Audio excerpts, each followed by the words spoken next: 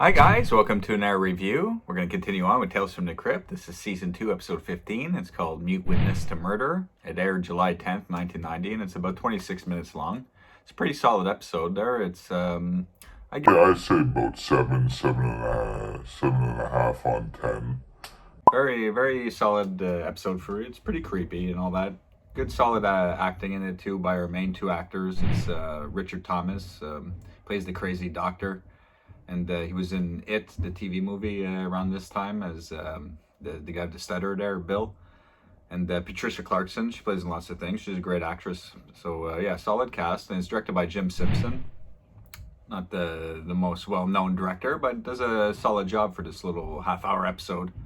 So, yeah, at the beginning, we get, I guess it's like a Halloween party, but it's also for Patricia Clarkson. Her name's Susie in the episode.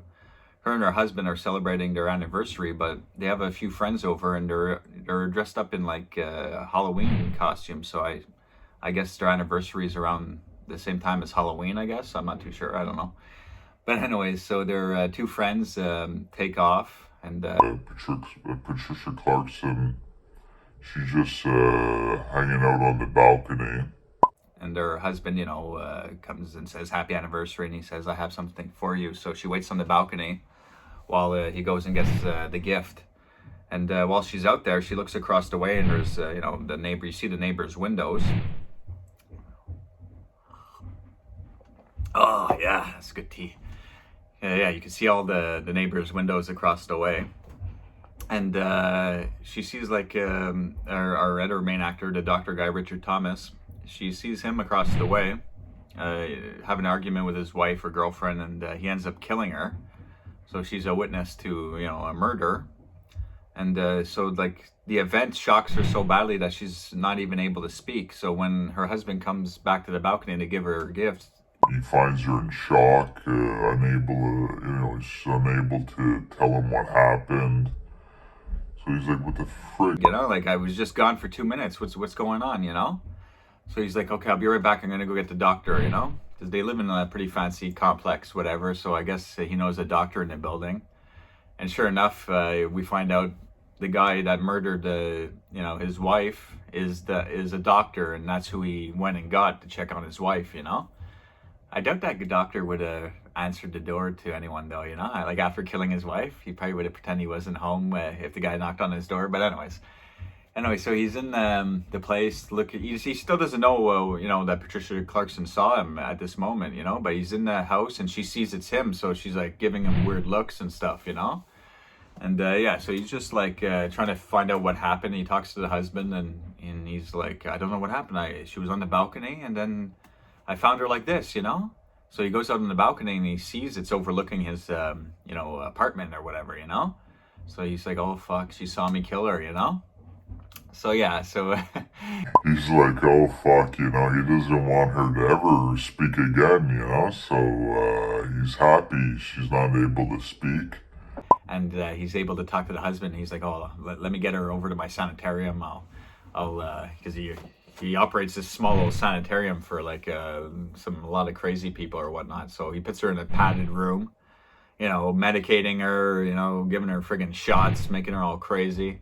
But she's like stays mute throughout the whole episode, and her husband's like okay with it for like a day or two, just to run tests or whatever, But it's like it's going on, for a while, and he's like at home not knowing what's going on, He was just at home celebrating his anniversary, and now his wife is in the sanitarium, and the doctor won't give him answers, and she's not allowed being released.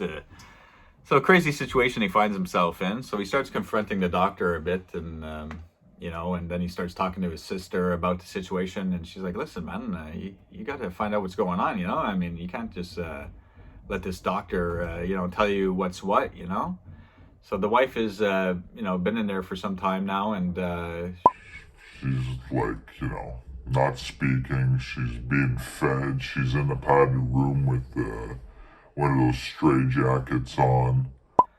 So yeah, she's having a rough time at the moment, and that doctor, knows that she's the witness, so he never wants her to get out of there, So he's like looking to do an operation on her, you know. He's gonna like tell the husband that she's not doing, you know, too good, so we're gonna have to maybe operate and do all these different things. But you know, really, in essence, his operations will be just to, you know, maybe give her a lobotomy or something, you know, turn her into a vegetable. So yeah, so the husband's like freaking out. He goes back a few times, you know, maybe 2 or 3 times, and yeah, he's like breaks in there, and he's like, no, I want my wife out of here, you know. He breaks right into the he just storms right into the little sanitarium, and he goes into the wife's room, and he's like talking to her. He's like, what's wrong, you know, like he's trying to figure it out.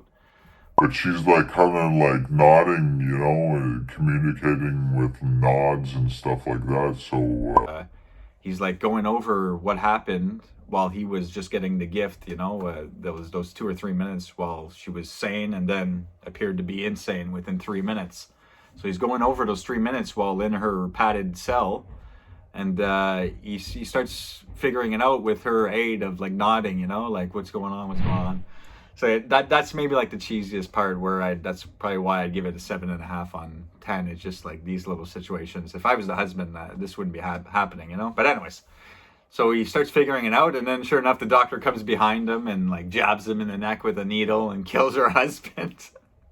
What a crazy freaking scene this is now. So yeah, she's like in the padded cell. She's on one of those gurneys or whatever, strapped in. You know, she can't move, so she's just seeing her husband, you know, get like killed right in front of her. You know, it's a pretty sad situation, and she pretty much thinks it's like all over. You know, like who's gonna try to fight to get her out now? You know. And especially now that her husband was figuring out what was happening too, you know, like no one else is ever gonna get that far again, you know. So she's like, it appears that she's like lost all hope at this situation, and the doctor's won, you know. So he's preparing to do like an operation, and you know, gonna keep her quiet for life type of thing. But throughout the episode, we find out that the doctor has like a weak heart. He has to take a medication, you know, like, and during any altercations, he starts getting like really sweaty and nervous, and he has to take like a pill, you know, before he has a heart attack, pretty much. So she uses that to her advantage when he unstraps her at the end to take her in. He should have maybe brought in a couple crazy security guards to escort her in there, but he goes by himself. And yeah, so when he unstraps her, I guess he really thinks she's not a threat at this moment, you know. So he unstraps her, and she starts like, you know, makes her move, you know, the you know, do whatever she can to get out of there, I guess. And they start like fighting, and the altercation, you know, causes him to stress out and have a heart attack, though, you know. So yeah, she's able to kill him just by, you know, startling him, I guess. So yeah, so she gets the doctor back in the end, but I mean, it's a sad situation. Just because she saw that murder and lost her voice, was in like an intense shock. She loses her husband over it, you know. So I mean, pretty decent episode overall. It's dark. It's got some good creepy moments. It's a good little setting at the sanitarium there, and good actors. Yeah, pretty solid episode all around. I really enjoyed it. So if you go back and check this one out, I'm pretty sure you'd enjoy it too. Anyways, guys, I'm sorry it took so long between episodes. I'll try and make it a little more regular nowadays. And yeah, so thanks for watching, guys. Until next time, take care. Bye. You gonna get it, bitch!